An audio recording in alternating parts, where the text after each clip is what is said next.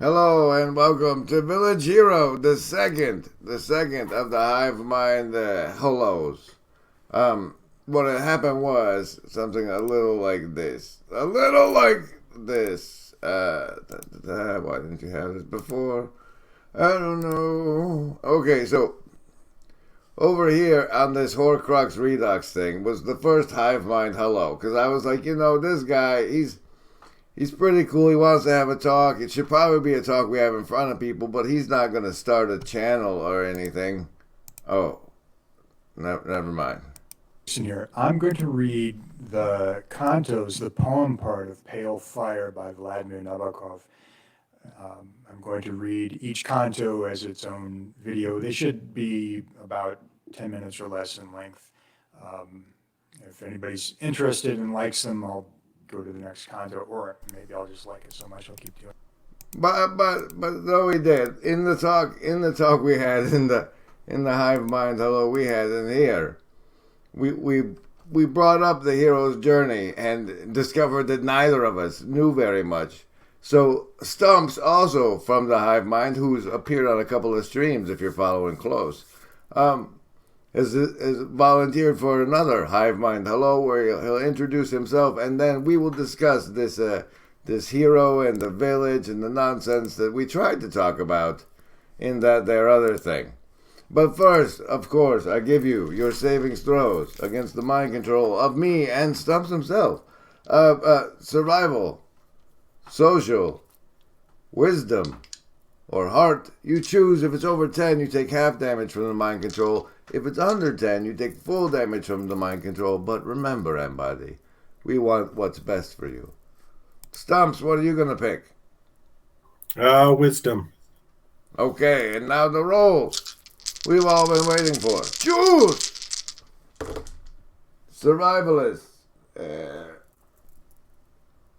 Oh, that's a 2. That's a 2. Socialist. A 7. You'll make it with your bonuses. Lovers of wisdom. A 5. Heart folks. Ooh. Ooh. 4. 4 today. 4. And indigo folks. The prime that's more than 17. And now, without further ado, to the village comes the hero, Stumpps and Grim. Welcome. Welcome. Thanks. So, first, would you like to introduce yourself to everyone, all full screen and such? Yeah, sure. On My your name is mark. Adrian Stumps. It's go. Okay.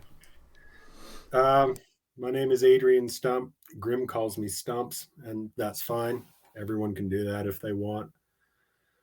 Um, I've been in the corner for about a year and spent most of that time just as a lurker and started interacting just a few months ago. Um, I'm a former teacher. I used to teach junior high school at a Montessori secondary school. Um, and I've been a creative writer most of my life. I've written a couple of novels and had some publications and stuff like that, and studied creative writing throughout my university time. Um, yeah, so I think that's good. Wow, wow, wow! And now you're here talking to me. What? Whoa! What's going on? What's going on? Okay, well that's wild because like that. Hey, I've taught people before is going to come real handy with this turn toward the defense against the dark arts we're going, because that's going to involve educations, and I have no idea whatsoever. But that Montessori thing, that means it was a special kind of schooling, right? Yeah, it's a kind of an alternative philosophy of education. How alternative? Should we be concerned? Well, it is. It was started in the late 1800s by Maria Montessori, who was a doctor, and she worked in a hospital in Italy for disabled people. And developed it through her observations of working with like children in insane asylums, basically. So it's really hands-on. It's really kind of holistic education. The math tools, for example, are all done like with your hands, manipulating things with your hands and talking through the math so that it's not all, purely abstract in your head. How was that? I mean, you said I don't do it anymore, right? Yeah. So part of the problem of it, I worked at a public Montessori. And so, in order to be a public school and get funding from the state, they still have to jump through a lot of the hoops that the state requires that basically make it impossible for it to be a true Montessori school. And that got really frustrating for me. And so you can't be a part of something too corrupt and still like keep your sanity. So you had to go. That's cool. How was the Yeah. teaching itself though? Before that, before it got frustrating, was there a time before it got frustrating, and what was that like? Yeah, I was a teacher for a little more than 10 years. So I enjoyed it quite a lot. It was frustrating all the time, but any kind of meaningful work is frustrating at times. Um, but yeah, I really enjoyed it. It's one of those jobs that kind of never stops. Like you take it home with you all the time. You're thinking about it all the time. You don't just clock out and go home and not worry about it again until tomorrow. What grades did you say you were teaching? Junior high school, so seventh, eighth, and ninth grade. Those, I think that's when teachers start to get forgettable. But I know that like the first few are burned into my memory forever, and the ones that stand out from that time are certainly that way. You also mentioned that you published a couple of times. Yeah, I have a couple of novels out, and then I've been published in magazines and literary journals and short stories and stuff like that. What, if anything, would you like to tell us about the novels or the novel writing process? Um, well, I don't. That's such an open question, Grim. Is it sort of a hero's journey? Yeah. So it's definitely inspired by Joseph Campbell and the Hero with a Thousand Faces in parts. Although a lot of contemporary fiction is and filmmaking, and it's you may have heard of it before. It's a pretty influential thing. Um, but yeah, I discovered it probably in my early 20s, um, round about the turn of the century. Um, and I Fun was to say already, that, isn't it? yeah,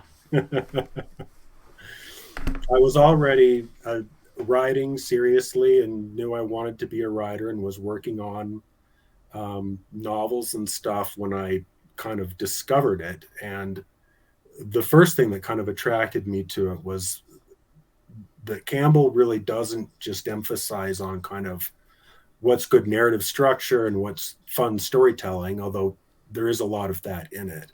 But he really is more interested in the deeper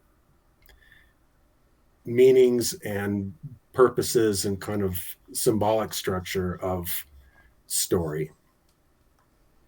Well, I'm trying to abuse his work for the purposes of saying, hey, you that thing you watched anyway, that you spent an hour of your time, 2 hours of your time, 3 hours of your time listening to, that one moment that reached out and grabbed you, that's worth hitting the clip button and bringing it back to the village.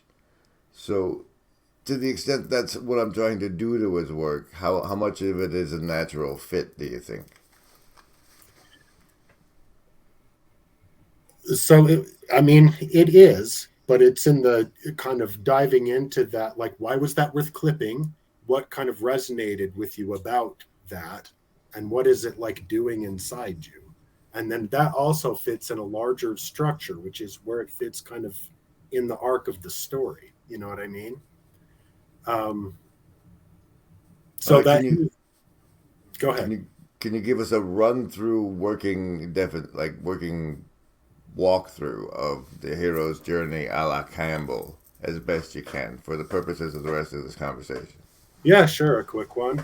Um, so it starts in a normal world, which is just kind of what the character is used to, right? It's a status quo. And this can be good or bad. It's just kind of business as usual, life as normal. And then something happens. Something intrudes into the normal world and makes it so that the normal world cannot kind of continue anymore. Is that the call to action part? Yes. Okay. Or the inciting incident. Yeah. Mm-hmm. Okay. And so then the hero, this moment, this incident that happens, it creates a problem, and the solution to the problem is not in the community. The solution kind of doesn't exist as is, right? Somebody has to go and find the solution. It's outside the communal knowledge compartment. Yes, and that is the point of the journey. So the hero has to go and find the solution to the problem, right? And so this is the threshold. He's got to cross the threshold and go into the magical world. This is what Campbell calls it. He's got to leave the mundane world and enter the magical world. Like And journeying to Anachino in Chino, California in May, perhaps, for some. for sure, yeah, it's just the place where you have to go to find the solution to the problem that doesn't exist in the normal world right now.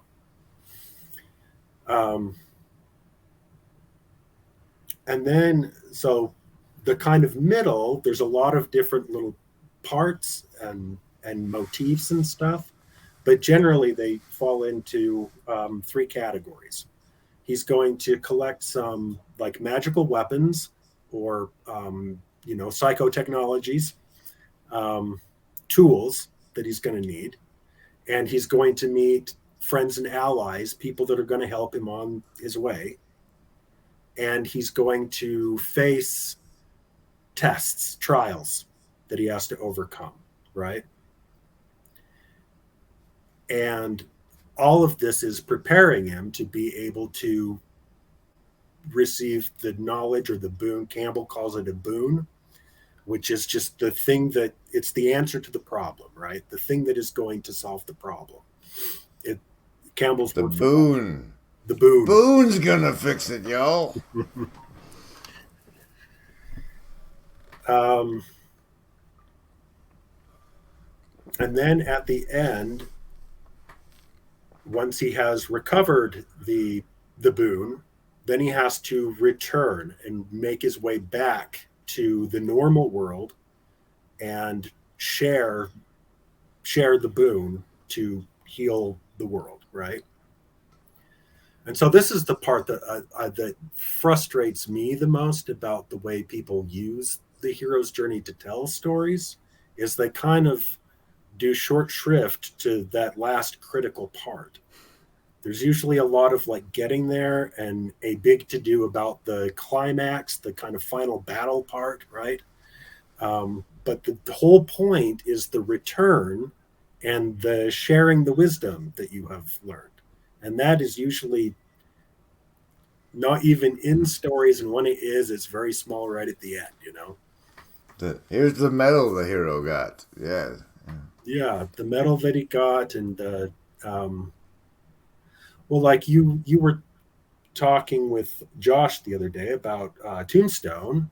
Mm. In Tombstone, this is the part where Doc sends him back to the girl, and he goes and finds the girl, and he has nothing kind of left to offer her, and she says, "Don't worry about it, I'm rich." That's the return in Tombstone. Fair enough. Fair enough. I wanted to go in, like, if we're going to talk about the hero and the village, that part about where the hero finds allies and gets the tools. to what part do we play the friends and allies and provider of tools to each other in this space and in general? So, well, there's a couple of different ways that you could talk about that. First of all, I think it's important to kind of notice that we're all kind of the hero of our story, but we also play these roles in other people's stories. Yeah, my notion is that if we familiarize ourselves with the function of those roles, we'll train our salience landscaper how to spot how we can be of service to others on their journeys. Yeah. Well, and sometimes easily. it takes a while for you to notice what your role is. And sometimes the role that you think is your role, it turns out that was not your role. You have a different role. And sometimes I found that with ladies a lot. I thought, hey, this is probably she wants me to fill that one role, and she's like, no, there's this other role I have. Oh, well, I can do that maybe. There's my buy me a coffee, and so I relate to the yeah. And sometimes we play multiple roles. Sometimes we have one role for a while, and then it's time to kind of switch roles, you know. But would you say it's worth it diving into that mapping? Is it a convenient enough? What is it? Does that become a heuristic once you read his book and have it in your brain as a way of looking at things, or is that the wrong use of heuristic? I don't know what these big words. No, it's a heuristic. Yeah. Would you recommend it, sir, to others? Yeah. That's why I'm here to talk about it. Everybody should read The Hero with 1,000 Faces. Or we'll come together and learn it together as best we can, as we're going to do once the internet goes out. Oh. So, but the roles really are the Jungian archetypes. Campbell can't like Papa Peterson. Campbell was a Jungian. So the roles are really Jungian archetypes. Can you give us a flavor? Yeah, well, we already all kind of know them pretty intuitively, but there's like the mentor, the magician, you know, the healer, the wounded healer. Do you think as groups coalesce, like those roles tend to be the ones that draw people into the group, like the resonance with their own, like whether they're consciously aware of it or not? You think people end up in groups because there's a spot, like one of those roles that they can serve, or that like the whole of the role in the group calls to that internal part of them to be part of it? Yeah, absolutely. We just usually don't talk about it that way. But everybody wants to, we don't just want to kind of fit in and get along with the group. We want the group to need us as much as we need the group, you know.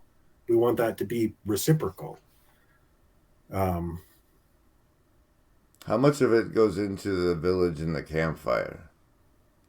Or can we talk about what you think on those topics if he doesn't?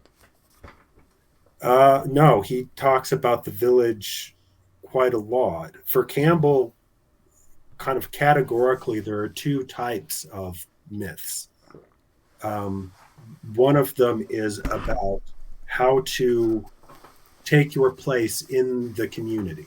And so it's about learning your right place in the world, learning your relationship to yourself and your family, your community, your larger kind of ethnic national identity, and then all of humankind, the earth itself, the cosmos, and then God, or for, you know, whatever you think is kind of beyond.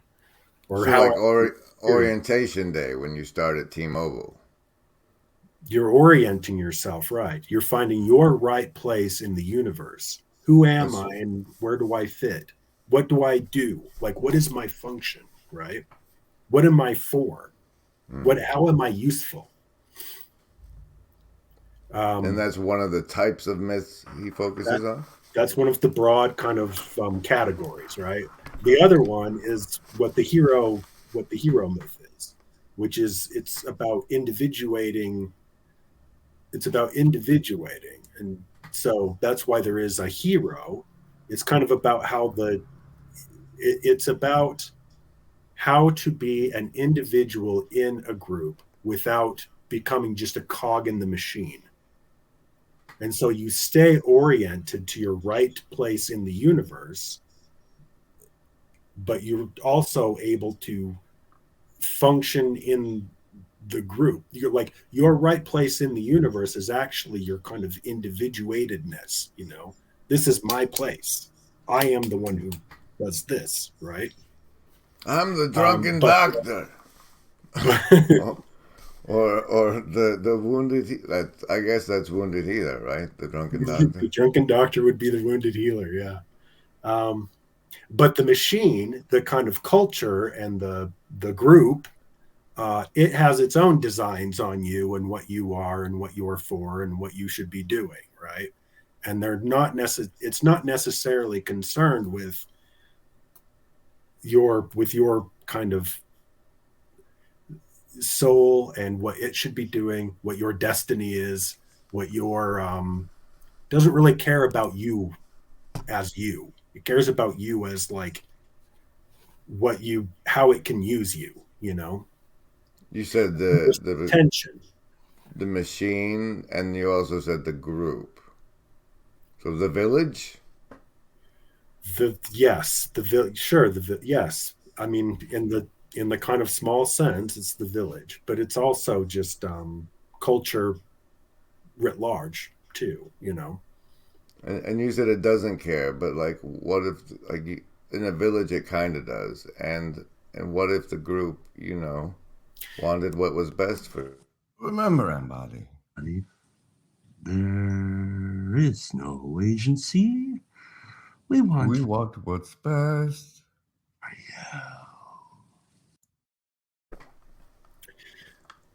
Yeah. So this is me talking and not Joseph Campbell. Of course. Yeah. Let's move on to the part where we can really get somewhere. Yeah. Okay. So, in my opinion, groups of people, communities, by virtue of there being a community, necessarily kind of cut you up into parts and use you the ways that it needs to use you. Even a group that wants the best for you, in order for it to function as a group, it's gonna kind of do this. It needs to tap you the way it taps people. Whether or not tapping you that way is what's best for you, even if it serves ultimately what's best for you, the tapping part may be in a way that you're not the best, or you didn't really want to work on yourself on, or what is that where you're going? Or yeah.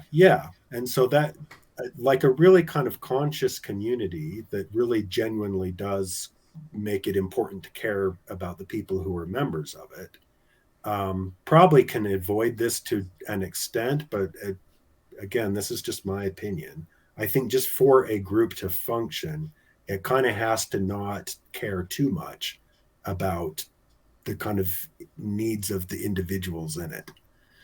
That's kind of what holds it all together as a group, is that the needs of the group are higher than the needs of any individual,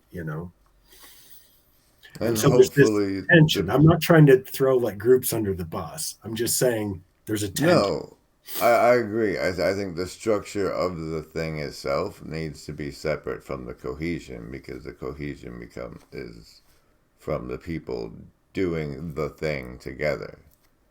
And like, they're the ones that look out for each other's capacity to function. Like you are like a group on a battlefield, right? If one dude stumbles, you might take the time to help him splint his ankle because you might need his gun in the upcoming skirmish.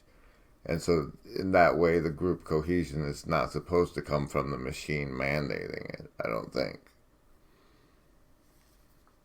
Yeah. Right. Yes. I'm in agreement. On board. Mm. So Really, here's a way to think about it. It's the difference between dictated sacrifices, where you're told what sacrifices you have to make, and voluntary sacrifices, where you decide the sacrifices that you're going to make. What I mean? yeah, so like as like on the dial of the group, as the involuntary sacrifices gets higher, more and more people will evaporate from the group. Yeah. Yeah. The mapping of the story to the things I like, and you said you've gone through the process of writing and publishing. If would either of those two map well to a hero's journey? But I imagine both, right? And the publishing is the one that's I can fantasize about having written a book, but it's like my fantasizing for having published one are vague and shadowy. So does that map to a hero's journey? And would you relate any of your story with writing and or publishing? Um, so if I understand you right, you're asking, is the kind of the act of and the process of writing and publishing a novel a hero's journey in itself? Yeah, because you like have a merit badge. I feel I do not. Like I don't know if merit badge is the right word, but it's like in video games terms, it's like you have the achievement unlocked, and I have yet to unlock that achievement. And if so, to me, it seems a little heroic, and we're talking hero's journey. So I thought maybe they'd map, and I could also get some inside dirt on the process. Yes, I think it is because the act of doing it, the act of going through all that and doing all the things that you have to do transforms you. You're different at the end than you were at the beginning. The And thing so, that you write, even though you kind of invent the thing that you write, it changes you too. You kind of, it's a relationship and you're spending some time together, and it is going to shape you as much as you're shaping it. what anything about your experience with the process you'd like to share or willing to share? Um, yeah. Just about the process of writing. I'm not quite sure what you're asking me.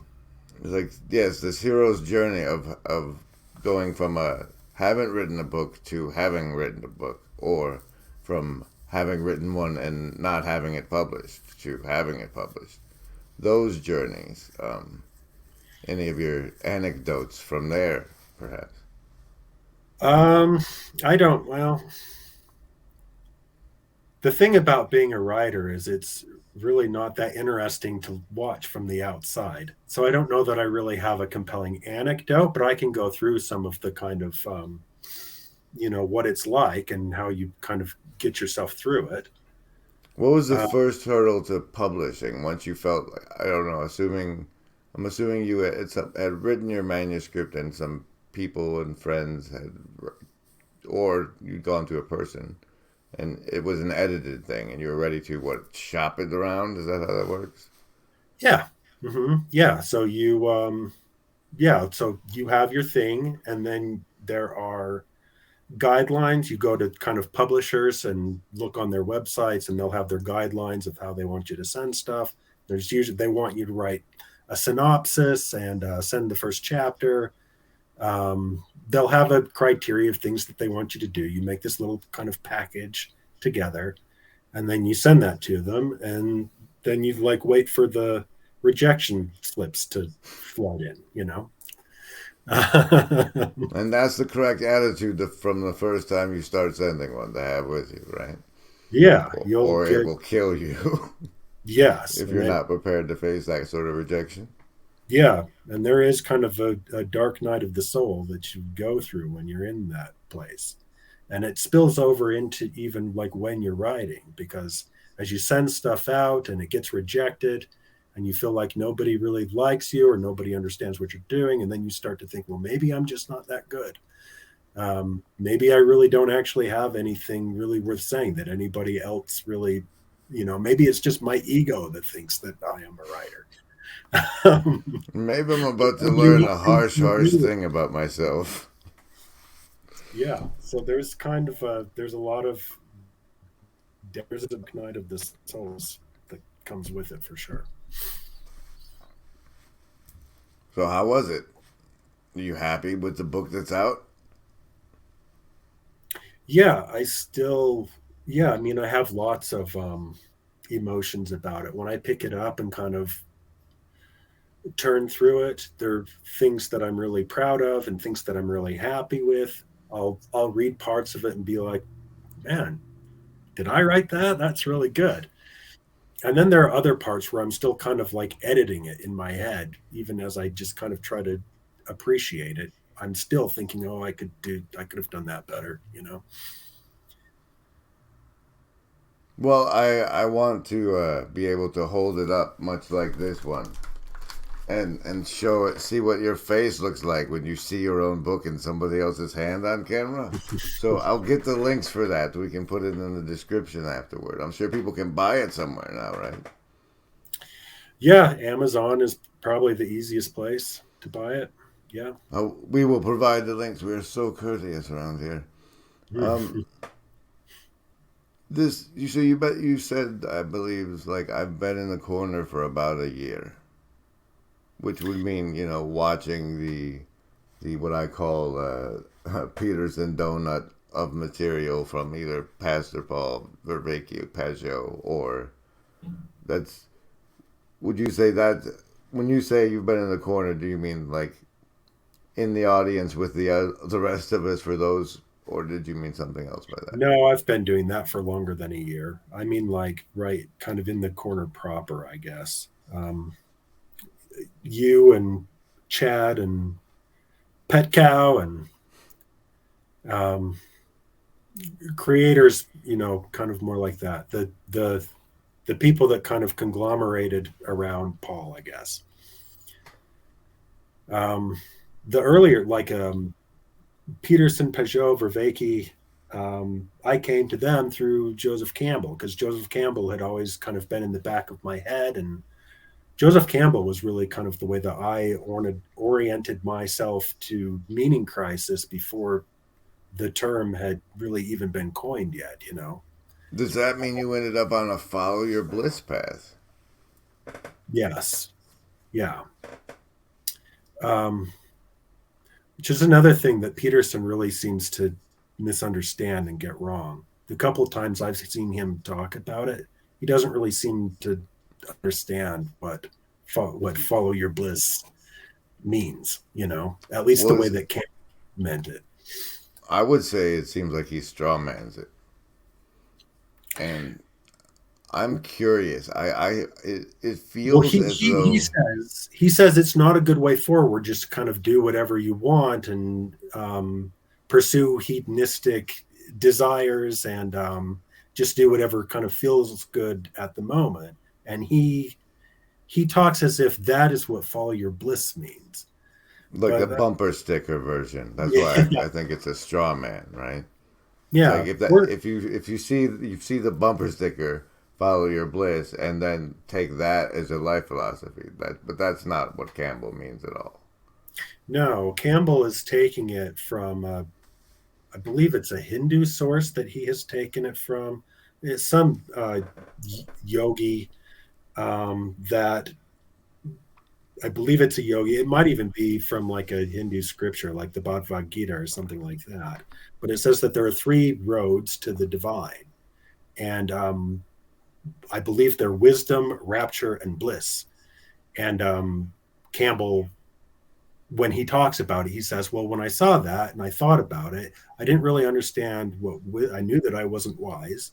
And I didn't really understand what rapture was or what that was all about.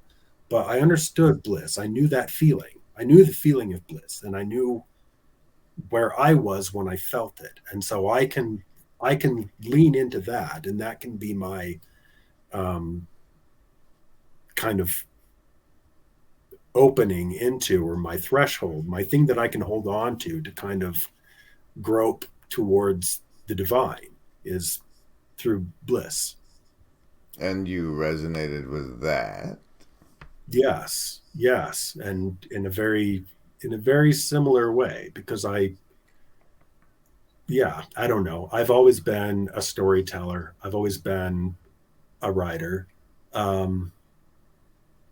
Even when I was young and kind of just starting to go to university, I was very kind of pragmatic about what I was there to do.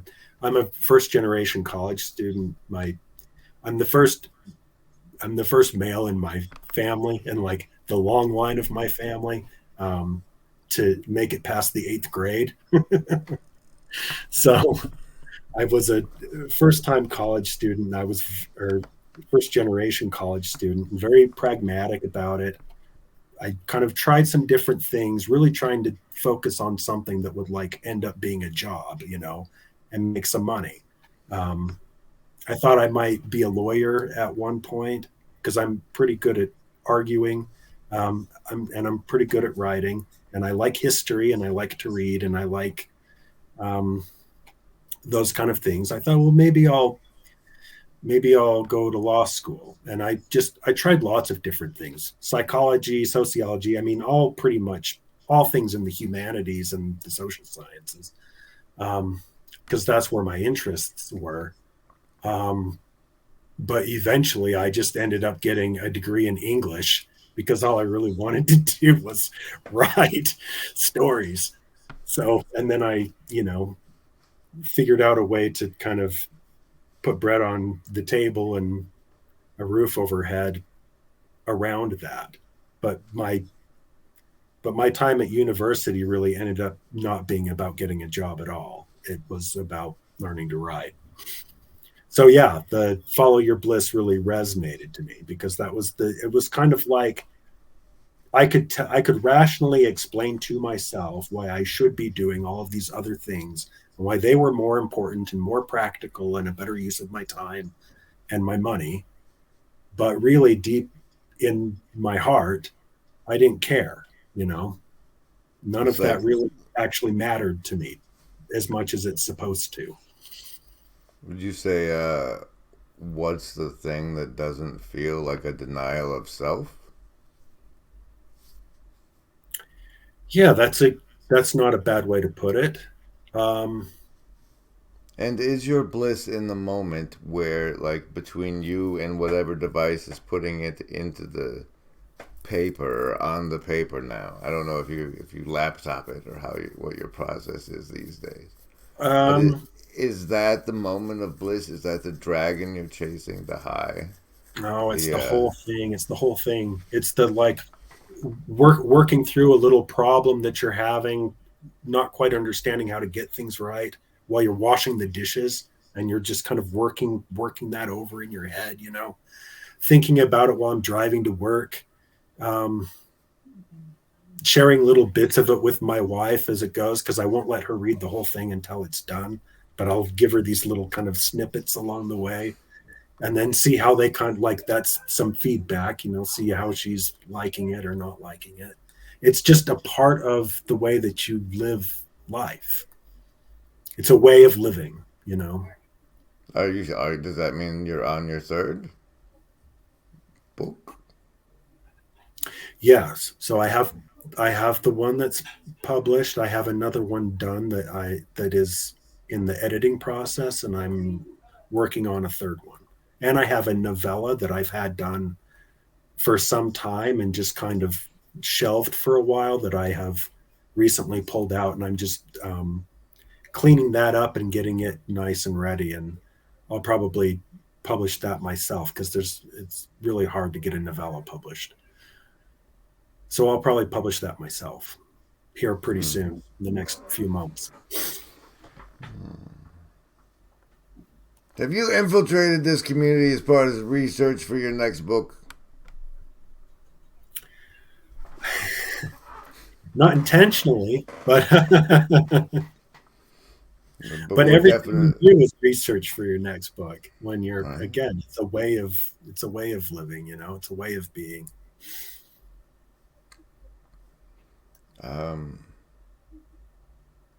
Well, unless we want to go into specifics about how the friends and allies help the hero and like those relationships. Yeah, we can talk about that a little bit. I mean, the obvious one, the kind of big one that everybody is usually pretty familiar with, is like the mentor, you know. Well, let's make it practical. Like, I don't know, Okay. I'm just gonna call you my hero's journey consultant. Okay. Right? For the purposes of this episode in dialogue. I'm on a ship and I have people starting to show up and help. Like for the longest time, it was just like, look guys, we can play here together. If we come together, we can play. And now that people are starting to, I'm at that part of this like YouTube ship journey. Where is that in the thing, and what do the friends and allies in that situation look like? Maybe. Is that the game we can play? Yeah, I'll have to tentatively, yeah. Let me think about it to kind of like turn it into that.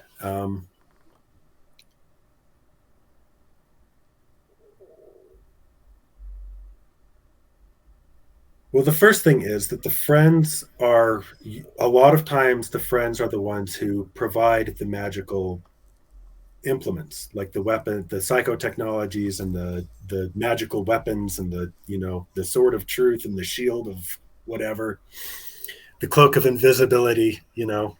Hey guys, if anybody out there has a shield or whatever, we really need one around here. Friends bring those. Friends supply those, and sometimes they don't. Sometimes the hero doesn't even know that they need something until it shows up, right? Or they don't even know that they need someone until they show up, right? And other times they know exactly what they need and they're looking for it, and something else shows up. So I would keep that in mind, that you can't kind of force things to be what you want them to be. People have to be what they are, you know. And maybe what you need is the thing that's showing up and not the thing that you think you need, right? You guys talk about it amongst yourselves. Let me know in detail. What about the village? What can we learn from Campbell's mapping of the village that applies to this weird little situation we find ourselves in? That the village is both, it's kind of morally neutral. The village is both an antagonist and a protagonist. It's both a friend. It nurtures, it contains, it does these kind of positive things, but it does negative things too. And the village is almost never one or the other. It's almost never either just like a good influence or a negative influence. It's the field. If it was perfect, we wouldn't have to go out and get a treasure and bring it back. Right. But the whole point of the hero is for the good of the village. Like, he needs to bring the boon back to the village to help the village, right? And so you have like this all those people who got college educations. Oh. Tangent.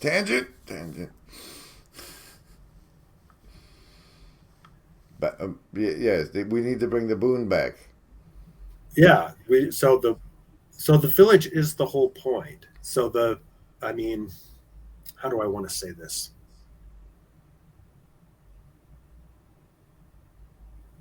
It's part of the whole, like, being in service to something greater than yourself, right? Participating in the village? Yes, participating in the village and making sacrifices on behalf of the village.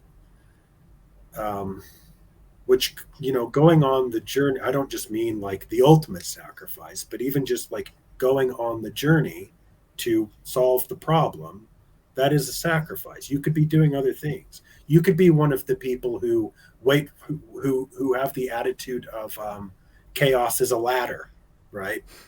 When chaos erupts, where have I heard that I before? look around for how I can take advantage of this situation. So being the one that goes to try to find the solution is already making a sacrifice on behalf of the village. And so's the person who stays in the village to hold the door. Sure. Yes. That person is even also on a hero journey. It's just a more internal one. They're not literally going, but they're going on an adventure. They're just not physically going anywhere, but they're still on the hero quest.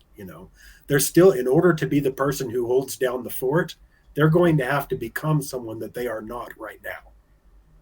They're going to have to learn how to be that person. And the way you learn how to be that person is by doing it. It's kind of like, in Grail romances, on a Grail quest, the point is not the Grail. They almost never actually find the Grail. It almost never happens. I think there's a version where Parsifal finds it, and the one that people usually know about is Sir Galahad finds the Grail. And everyone else who goes seeking the Grail does not find the Grail, because the point is not to find the Grail, it's to become the Grail Knight. That's the point. Well, shoot. As you were wise enough to let me know, I had accidentally scheduled this over the top of the Deadwood Dandies, where I am, rather than becoming a Grail Knight, working toward becoming a saloon keep. And that's just sort of the vibe I'd like to cultivate at the Broken Clock Tower Discord. And I do have to end this for that. Okay. I'm really glad you did this. Hopefully you'll get a couple of book sales, and thanks for being part of whatever the hell's going on around here. Yeah. I'm really glad you are, sir. Thanks for having me. It was good to talk. We'll do it again. All right. End recording button.